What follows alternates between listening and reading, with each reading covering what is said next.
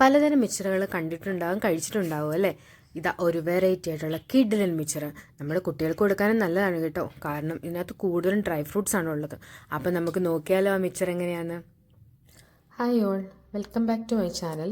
ഇന്ന് നമുക്ക് വളരെ ഈസിയായ കോൺഫ്ലെക്സ് വെച്ച് നമുക്കൊരു റെസിപ്പി ഉണ്ടാക്കിയാലോ. വളരെ ഹെൽത്തിയാണ്. ഇതിൽ ഉപയോഗിക്കുന്ന ഡ്രൈ ഫ്രൂട്ട്സ് ഒക്കെയാണ്, അത് കാരണം കുട്ടികൾക്കും കൊടുക്കാം. ഹെൽത്തി ആയിട്ടുള്ളൊരു സ്നാക്സാണ്, 4 മണി പലഹാരമായിട്ട് കഴിക്കാം ചായയുടെ കൂടെ. അപ്പോൾ നമുക്ക് നോക്കിയാലോ ഇതെങ്ങനെയാണ് ഉണ്ടാക്കുന്നതെന്ന്. ഇതിനാവശ്യമായ ഇൻഗ്രീഡിയൻസ്: തേങ്ങാക്കൊത്ത്, ഇത് ഡേറ്റ്സ് ആണ്, ഞാൻ കട്ട് ചെയ്തതാണ് ഈന്തപ്പഴം. ഇത് നമ്മുടെ ഹേസൽനട്ടാണ്. ഡ്രൈ ഗ്രേപ്സ്, കറി ലീഫ്, കടല, നമ്മുടെ നിലക്കടല, ഇത് ഉഴുന്ന് പരിപ്പ്, ഇത് നമ്മുടെ കാഷ്യൂ ആണ്. കാഷ്യൂ അത് റോസ്റ്റ് ചെയ്തേക്കുന്ന കാഷ്യൂ ആണ്. പിന്നെ ഞാൻ കടല സ്പ്ലിറ്റ് ആയിട്ടുള്ള കടല എടുത്തിട്ടുണ്ട്. നിങ്ങൾക്ക് വേണമെങ്കിൽ ബദാമും നിങ്ങൾക്ക് ഇഷ്ടമുള്ള ഡ്രൈ ഫ്രൂട്ട്സ് എല്ലാം ഇതിനകത്ത് ഇടാം. അപ്പോൾ നമുക്ക് നോക്കാം എങ്ങനെ ഉണ്ടാക്കുന്നതെന്ന്. ഒരു പാൻ അടുപ്പത്ത് വെച്ചിട്ടുണ്ട്, നമുക്കിത് എണ്ണ ഒഴിക്കാം.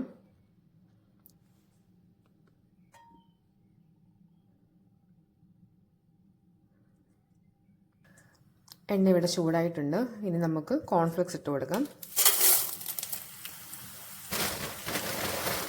കോൺഫ്ലെക്സ് എണ്ണയിൽ കിടന്ന് നല്ലതായിട്ട് ഫ്രൈ ആവണം. ഞാൻ കുറച്ച് എണ്ണ ഒഴിച്ചിട്ടുള്ളൂ. വേണമെങ്കിൽ നിങ്ങൾക്ക് കോൺഫ്ലെക്സിന് ആവശ്യത്തിന് നന്നായിട്ട് എണ്ണ ഒഴിക്കുവാണെങ്കിൽ നന്നായിട്ട് ഫ്രൈ ചെയ്ത് കിട്ടും, ഡീപ് ഫ്രൈ ആയിട്ട്. ഞാൻ കുറച്ച് എണ്ണ ഒഴിച്ച് വെച്ചിട്ടുള്ളൂ. നന്നായിട്ട് ഇളക്കി കൊടുക്കാം.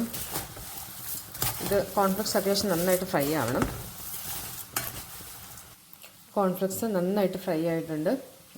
കുറേ എണ്ണ ഒഴിച്ചാൽ അത് ഡീപ്പ് ഫ്രൈ ആവും, കുറച്ചുകൂടെ നന്നാവും. പക്ഷെ ഞാൻ അധികം എണ്ണ ഉപയോഗിക്കുന്നില്ല. ഇനി നമുക്കിത് മാറ്റാം വേറെ പാത്രത്തിലേക്ക്. ഞാൻ വേറെ ചീനച്ചട്ടിയിലോട്ട് എണ്ണ ചൂടാക്കി വെച്ചിട്ടുണ്ട്. നമുക്ക് ബാക്കിയുള്ള ഇൻഗ്രീഡിയൻസ് വറുത്തെടുക്കാം.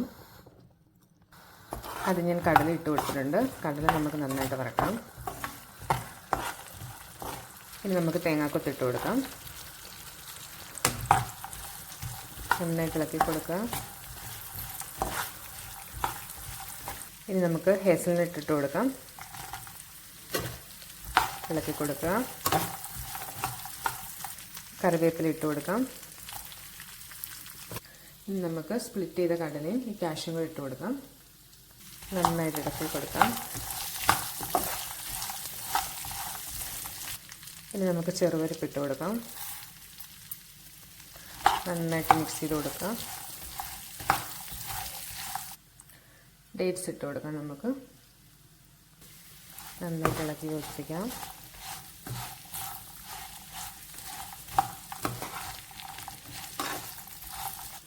ഫൈനലി നമുക്ക് ഡ്രൈ ഗ്രേപ്സ് ഇട്ട് കൊടുക്കാം. ഡ്രൈ ഗ്രേപ്സ് പെട്ടെന്ന് ഫ്രൈ ആവും, അതുകൊണ്ട് നമുക്ക് അവസാനം ഇട്ട് വെച്ചാൽ മതി. നമ്മുടെ ഇൻഗ്രീഡിയൻസ് എല്ലാം ഫ്രൈ ആയിട്ടുണ്ട്. നമുക്കിനി പൊടികൾ ഇട്ട് കൊടുക്കാം. മഞ്ഞൾപ്പൊടി, കുറച്ച് കായപ്പൊടി ഇടാം.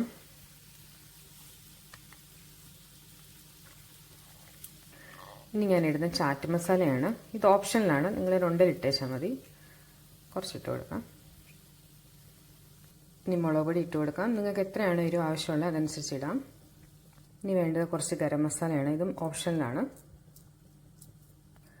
എല്ലാം നന്നായിട്ട് ഇളക്കി യോജിപ്പിക്കാം. അവസാനമായിട്ട് നമുക്ക് കുറച്ച് ഷുഗർ ഇട്ട് കൊടുക്കാം. നിങ്ങൾക്ക് മധുരം ഇഷ്ടമാണെങ്കിൽ നമുക്ക് മധുരം കുറച്ച് കൂടുതലിടാം. ഞാൻ ജസ്റ്റ് എല്ലാം കൂടെ ഒന്ന് ബാലൻസ് ആകാൻ വേണ്ടി കുറച്ച് ഷുഗർ ഇടുന്നത്, ഒരു 1/4 സ്പൂൺ. നന്നായിട്ട് ഇളക്കി യോജിപ്പിക്കാം. നമ്മുടെ ഇൻഗ്രീഡിയൻ്റ് എല്ലാം ഫ്രൈ ആയിട്ടുണ്ട്. എല്ലാ പൊടിയും നന്നായിട്ട് മിക്സ് ആയിട്ടുണ്ട്. ഇനി നമുക്ക് കോൺഫ്ലെക്സിലോട്ട് ചേർക്കാം. നമുക്കിനി നന്നായിട്ട് മിക്സ് ചെയ്ത് യോജിപ്പിക്കാം.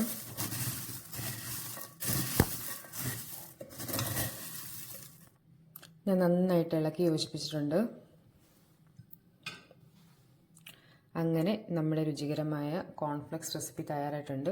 ഇത് കോൺഫ്ലെക്സ് മിച്ചർ എന്ന് വേണേലും പറയാം. അപ്പോൾ ഇതെല്ലാവരും ഉണ്ടാക്കി നോക്കണം, വളരെ രുചികരമായതാണ്. അതിൻ്റെ അളവുകളൊക്കെ നിങ്ങൾക്ക് ഇഷ്ടമുള്ള അനുസരിച്ച് ഇടാം. മധുരം വേണമെങ്കിൽ മധുരം, എരിവ് വേണമെങ്കിൽ എരിവ് കൂടുതലിടാം. അത് ഓരോരുത്തരുടെ ഇഷ്ടത്തിനനുസരിച്ച് ചെയ്യാം. കുട്ടികൾക്കെല്ലാം കൊടുക്കാം. എണ്ണ വേണം തീരെ കുറച്ച് ഉപയോഗിക്കാം. പക്ഷേ കുറച്ച് ക്രിസ്പി ആണെങ്കിൽ നമുക്ക് കുറച്ച് എണ്ണ വേണം. അപ്പോൾ താങ്ക് യു ഫോർ വാച്ചിങ്. അപ്പോൾ കാണാം അടുത്ത വീഡിയോയിൽ. ബായ്.